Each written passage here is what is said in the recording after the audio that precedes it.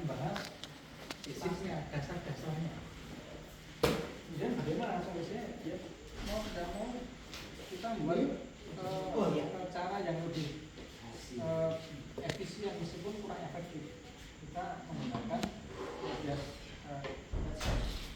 sosial media. Meskipun ini kurang efektif, tapi setidaknya banyak hal yang bisa kita bahas.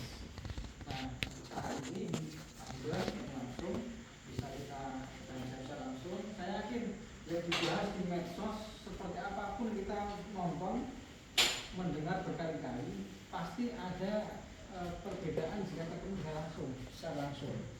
Ya, ada reduksi. Itu sampai berkali-kali diulang lagi. Ya, kita bicara reaksi asosiasi, bahasa medisnya, bahasa ilmiahnya reaksi asosiasi, bahasa awamnya apa? Spastik. Ya, itu aja tidak tuntas sampai 3 tahun. Karena apa? Banyak sekali masukan dari sana sini, jadi tidak fokus. Sampai berapa tahun ada yang masih menanyakan apa obatnya spastik. Iya betul. Ya, spastik tidak ada obatnya. Kalaupun ada zat yang dimasukkan, misalnya pelepas otot, itu sifatnya temporer, sesaat. Ya. Solusinya ya dikurangi spastiknya. Bagaimana latihan? Jadi pasca stroke, masalah utamanya bukan kelemahan otot, tetapi apa? Reaksi asosiasi atau bahasa awamnya spastik. Nah, bahasa awam saja kita masih banyak yang tidak tahu. Spastik itu masalah nomor 1. Lebih banyak kesulitannya spastik daripada kelemahan otot. Karena kalau kelemahan otot, mana yang lemah berkuat. Tidak bisa genggam, nggak ada genggam. Tidak bisa nekuk, nggak ada nekuk. Orang awam pun akan langsung berpikir dengan logis, menggunakan logikanya. Kalau tidak bisa nekuk, nggak ada nekuk. Masalahnya ini spastik ini beda. Spastik itu ketidakmampuan mengendorkan kontraksi. Makin dipaksa semakin keras. Tidak mampu mengendorkan kontraksi. Jadi ibaratnya seandainya ini pedal mobil atau gas motor ya, gas motor. Kalau kita kan gas ya, itu disebut aktivasi. Aktivasi jalan. Kalau dilepas mental ya, itu inhibisi. Nah, kemampuan orang yang spastik dalam menginhibisi itu yang rusak. Aktivasi jalan. Kalau di otot apa? Kontraksi, aktivasi. Aktivasi di motor apa? Ngegas. Begitu dilepas, mental, inhibisi. Aktivasi, inhibisi. Nah, kemampuan melonggarkan kontraksi, melemes itulah yang rusak. Ketidakmampuan inhibisi. Masalah utama apa? Sudah tahu spastiknya ke sana, malah dikasih beban suruh. Ya jadi sudah tahu spastiknya tangan nekuk, malah narik. Ada narik. Akibatnya apa? Menambah spastik. Kalau ibu bapak mau nabrak ke sana naik motor, nabrak ini, gasnya belum, ngegas terus nggak bisa balik. Kira-kira yang harus dilakukan menambah kuat gasnya atau ngerem? Ngerem. Sampai yang dilakukan apa? Ngegas. Sudah tahu spastiknya ke arah sini, malah pakai bola-bola terus diremes-remes.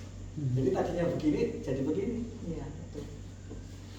Spastiknya begini, malah disuruh malah dikasih penguatan, kasih maksudnya biar ketarik ke sana. Tapi pada hakikatnya ini sedang naik senantiasa dalam keadaan diberi penguatan ke arah sana, ada kasih beban. Jadi begitu setelah begini dikasih beban, ya, bukannya lurus tapi dilepas jadi begini. Iya betul. Nah, jadi pemahaman yang seperti ini sebenarnya simpel, sederhana. Cuma nanti begitu diterapkan pada sendi yang lain bingung. Nah, itulah sebabnya kita memerlukan caregiver bagi yang mengalami hambatan kemampuan berlogika. Jadi bukan berarti yang tidak mampu itu bodoh, bukan. Karena pasca stroke itu ada saja gangguan. Bahkan ini kira-kira 9 hari yang lalu bapak saya mengalami serangan stroke.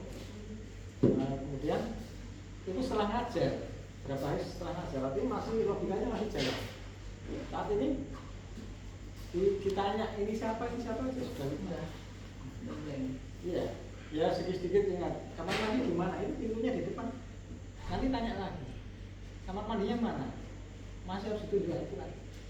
Jadi bukan berarti tidak mampu, tapi karena memang ada keterbatasan. Karena ada faktor penyebabnya yaitu serangan stroke. Jadi kita memerlukan caregiver untuk mencerna informasi yang diperoleh dari media sosial. Jadi jangan setelah kita begitu ada informasi langsung ditelan mentah-mentah. Besok latihan ini ya ada katanya itu sembuh lagi, saya sembuh. Itu pulih misalnya, pulih. Langsung diikuti, ditanya, responnya reaksioner. Jadi stroker ini sangat reaksioner. Begitu dengar ada orang pulih, yang ditanya langsung apa kiatnya, apa obatnya. Masih mending kalau apa latihannya ya. Artinya latihan obat. Apa obatnya. Iya, betul. Ya, padahal pasca stroke itu kasusnya tidak ada yang sama. Kalau ada 1 miliar orang yang mengalami stroke, maka variasinya ada 1 miliar itu. Tidak ada yang sama. Coba kita hitung aja. Otot jumlahnya ada 650-an, sendi 250-an. Taruhlah separuhnya saja mengalami hambatan, mengalami gangguan. Artinya kan ada baru sendi saja. Kalau kita belajar matematika variasi apa namanya? Formulasi. Ya, 1, 2, 1, 3, 1, 4, 1, 4, 1, 2, 5. 1, 2 ribu lagi kan jutaan. Iya, Ya, itu baru sendi. Bagaimana otot? 650 bagi 2 itu 325, orang 300. Belum lagi kombinasi antara otot dan sendi. Belum lagi ada gangguan yang lain, Pak.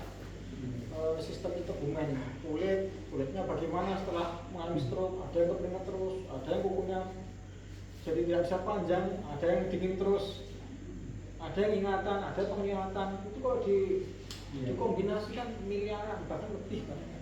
Artinya tidak mungkin ada kondisi yang sama persis. Jadi kalau ada yang mengatakan Persis satu, setiap orang beda-beda. Beda-beda, meskipun prinsip latihannya itu sama, sesuai formula latihan.